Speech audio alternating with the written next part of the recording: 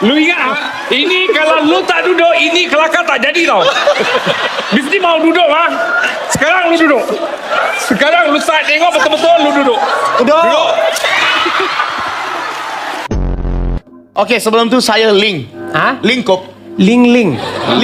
Lingkup daripada syarikat Ang Wang. Angkat balangan yang terbuang. Ini panggil Ang Wang.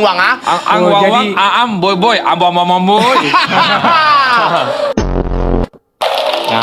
Hormatlah haji ni. Ya. Minta maaf haji je. Maaf Haji. Apa tak ya. Ada 100 pun jadi 100. Yang ditarik-tarik rambut tu dah lah tak banyak.